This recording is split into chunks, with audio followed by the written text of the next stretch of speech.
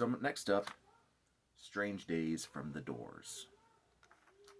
You might hear my kids in the background because I didn't feel like waiting until 3:30 in the morning, so it's 5 in the evening, and they're out there playing Minecraft. It is what it is. I'm a welder. I have to be up at 5:30 in the morning tomorrow to get to work, and I didn't feel like waiting. Now, before I can get into this CD, let me just go on a tiny, tiny little rant. I love Jim Morrison. I love the Doors. I remember seeing the Lost Boys for the very first time and hearing Echo and the Bunnymen cover People Are Strange. And I was like 6. Lost Boys became my favorite movie. And that song still hits me to my core, which is on this album.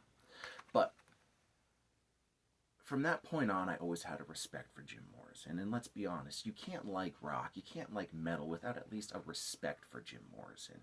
You don't have to like the Doors, but you gotta respect Mr. Mojo Rising. Because he created an archetype all by himself. You know, he created the leather pants and frilly poet shirt look. He created the I'm a deep, brooding, poetic artist. I'm not a rock star. I'm not a front man. If you aren't listening, you don't get it kind of archetype. And I would venture to say without him, we wouldn't have Ian Astbury from The Cult. We wouldn't have Marilyn Manson. We wouldn't have Trent Reznor. We wouldn't have Tobias Forge from Ghost.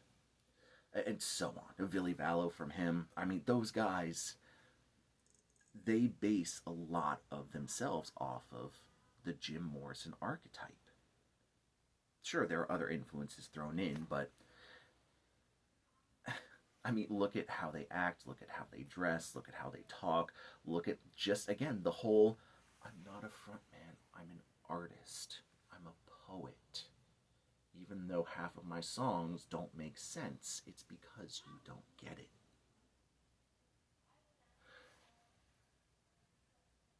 And it's something you can't get away from if you listen to rock and you listen to metal, you listen to goth music. It's fucking everywhere in so many different genres. Now, when I was 16, I remember being in an English class and I had this teacher. His name was Mr. Diz. He really was one of my favorite teachers. And we were talking about poetry one day, and I think he asked everyone to name their favorite poets. And I said, Jim Morrison.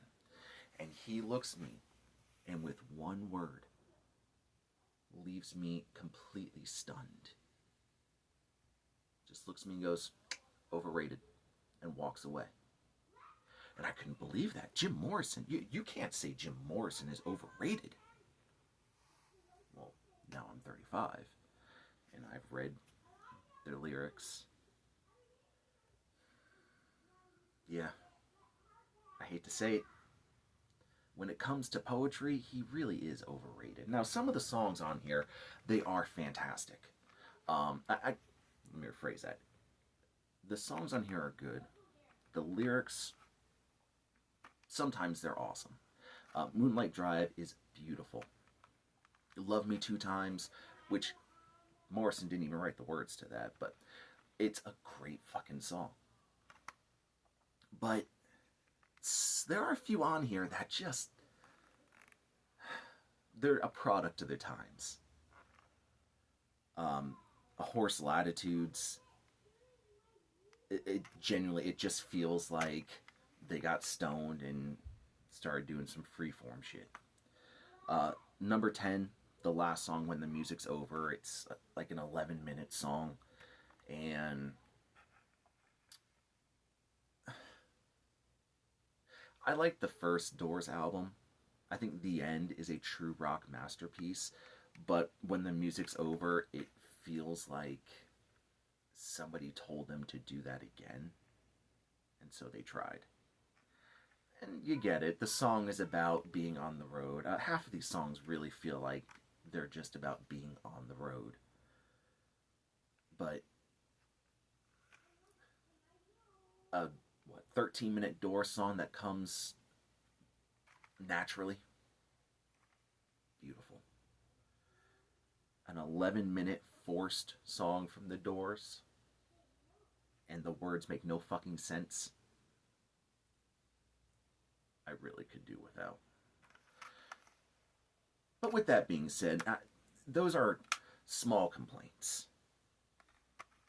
Overall, this is a classic, and just the few songs that are really, really, really good makes this worth checking out.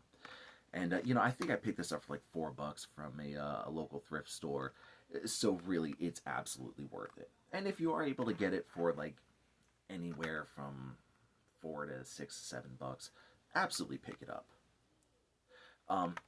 If you've never heard the Doors or you've never heard this album, then I would suggest going on anywhere, you know where to fucking stream music.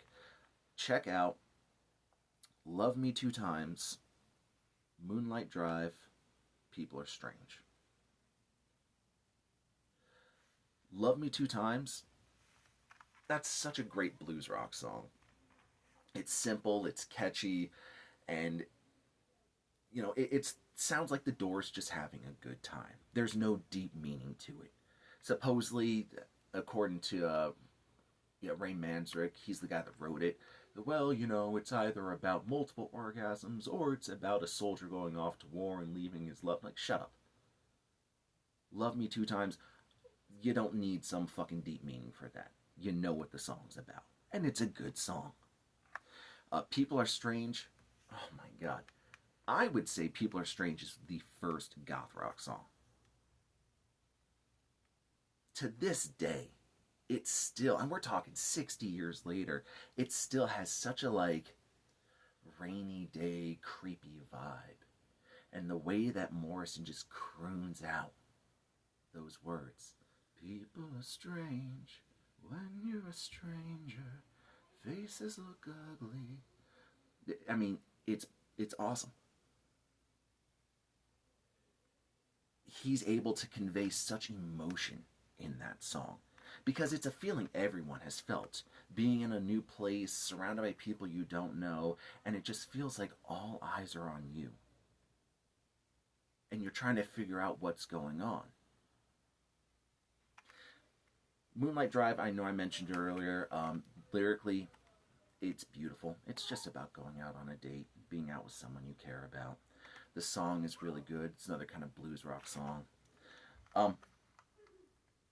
Musically, I know I've spent half of this video talking about Jim Morrison, but it really discredits the rest of the band when all the focus is put on the front man. Fucking Ray Manzarek, he's the keyboardist. It's amazing.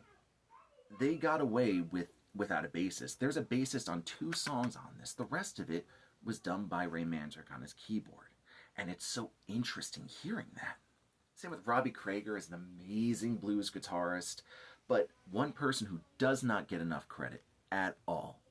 If you follow rock and music, you know Robbie, you know Ray.